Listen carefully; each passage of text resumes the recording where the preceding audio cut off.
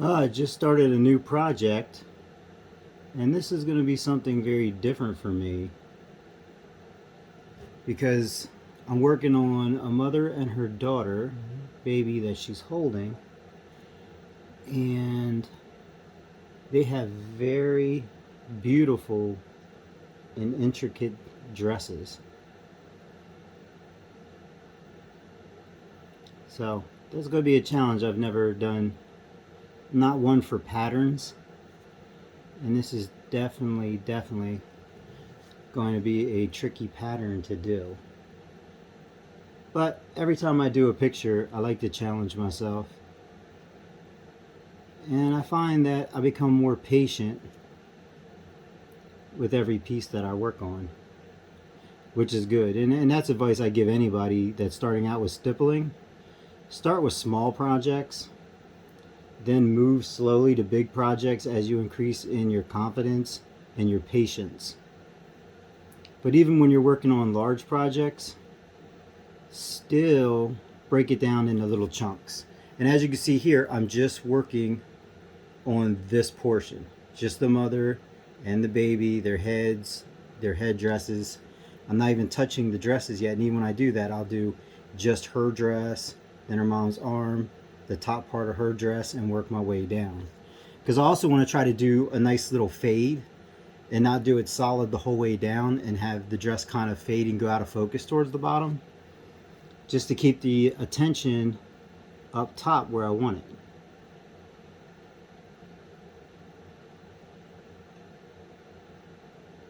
Because it's just a beautiful scene, and I don't want to ruin it by making it too intricate and too busy the whole way through. So the dresses will start out very detailed at the top, and then I plan to slowly fade it as it goes towards the bottom. And we'll see how that turns out. If I don't like it, I can always go back and add more detail at the bottom. But to start out, I'm definitely going to take that approach. And the way it looks in my head is pretty good, but we'll see how it looks on paper. Not all of my imagination always translates into a good design, but sometimes I get lucky. I don't know about everybody else. I always get challenged with baby faces. Adult faces are easy. Baby faces can always be tricky, especially when it's small scale. Large scale, I can fix all my mess ups. Small scale really doesn't give you much room for error. Because I already messed up on her nose and I had to get in with the razor and fix that. And I wasn't cleaning the tip of my Rotwith pen enough. And with these pens, you have to clean the tips, because the tips will just get a buildup of the paper, and then it'll make your dots blotchy. So I try to keep a tissue handy, and then I'll take a tissue and I'll clean off the tip. And if you don't do that, you're going to end up having runs or have little blotchy spots. And I don't want that. I want to keep nice fine dots.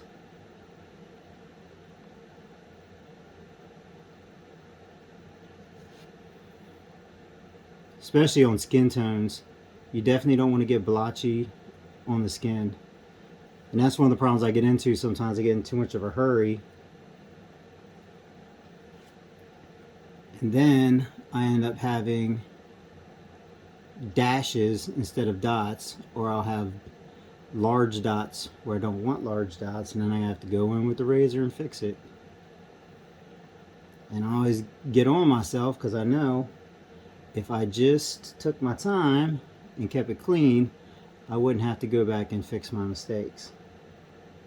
I'd have a lot less of them.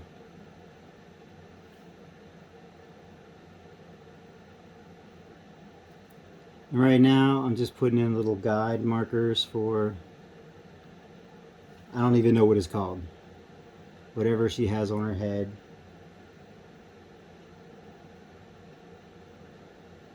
But it's very ruffly. I'm trying to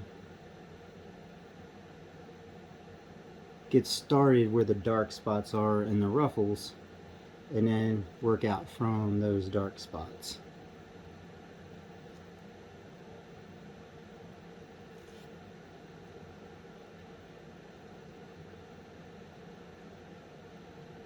And I definitely want to make sure I have a lot of contrast next to the skin, because that's just going to help them pop out. You know, I definitely got to go back through here and make this a lot darker. And I always do that. I always go back and add more contrast, smooth it out, so the figures pop off the page. I don't want it to be flat. I like good contrast. That's the whole point of doing inking, is to just have that really nice contrast. So if you don't have that, go darker. And a lot of times when people ask me how to improve on their pictures, a lot of times that's the only advice I have to give them. Put down more ink, go darker, because you got a great start. But there is just that tendency not to go dark.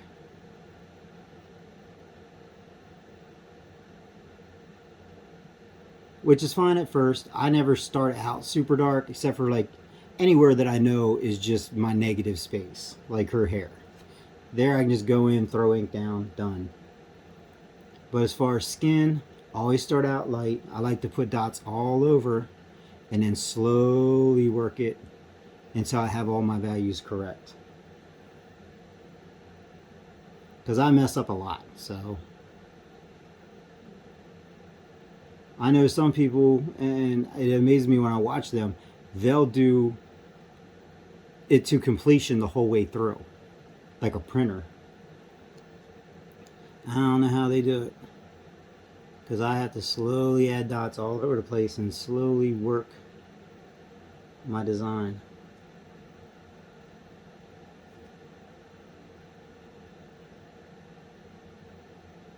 Which I don't mind.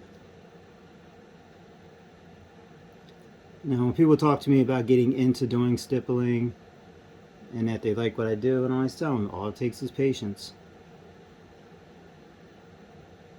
And that was the hardest thing for me to learn when I started doing stippling, was just to learn to enjoy the process and not the result. Because if you rush, you're just going to have a mess. So it's going to be much easier to take your time than to go back and fix stuff. And as I said, I still have that problem where I end up having to go back and fix stuff because I get into a rush or I'm tired.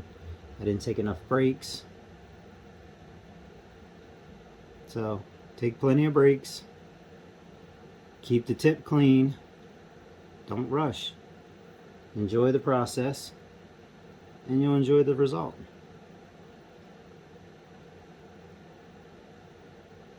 And I have a video about using a razor to clean your mistakes, because I do that often. And like I said, it's usually when I get into a rush or I'm tired or I'm trying to finish an area, when I know I should stop and take a break, but I don't. So, learn from my bad habits.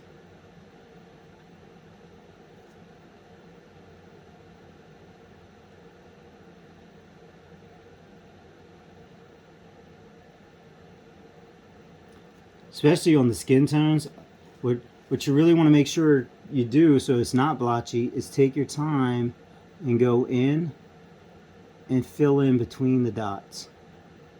Then you can add value but make it smooth. Because I can see where I have a line created there and I don't want the appearance of lines. So I just go in like that, see where I have openings and fill them in. And then from a distance it'll be nice and smooth. That I'll go fast on some things, but when it comes to skin, I'll take my time, because I don't want it looking blotchy. And I don't want to make patterns, because if you dot really fast, well, at least me, I can't speak for everybody, but if I dot really fast, I'll have a tendency to create patterns just subconsciously. So a lot of times I'll have to slow down. If it's a smooth texture, so I get it nice and even, I have to slow down and make sure I'm going in between dots and that I'm not creating patterns.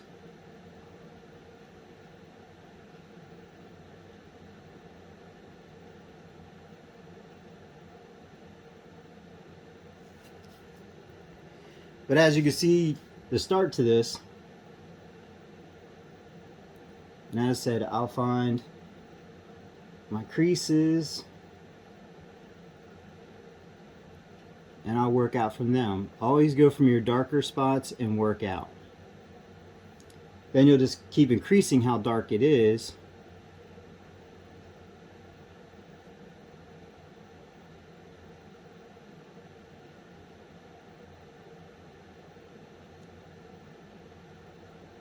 While adding value around it and smooth it out.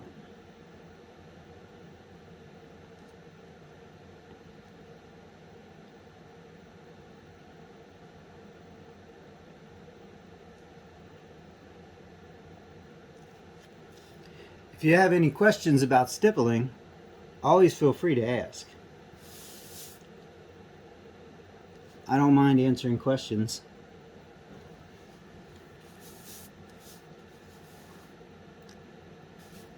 And yeah, for some strange reason, I love to bounce around.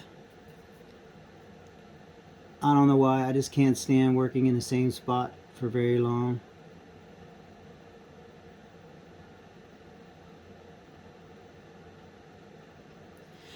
Now with her hairpiece here, it's a material and it's pretty much one value. So with that, I can go quickly and in a pattern. It's almost like stippling hatching, because I'm stippling dotted lines, which gives you the feeling of a texture and a fairly even value. Because sometimes it just works out to create patterns. I don't want to create patterns on flesh, but if it is a texture pattern to begin with, there are certain techniques that will give you the appearance of that texture. And I know with materials, I've always liked starting out with a dashed line.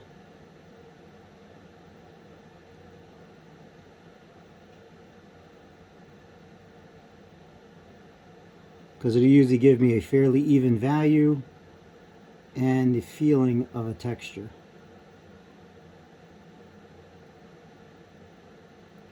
So whatever the value is, I'll do the whole thing in that value.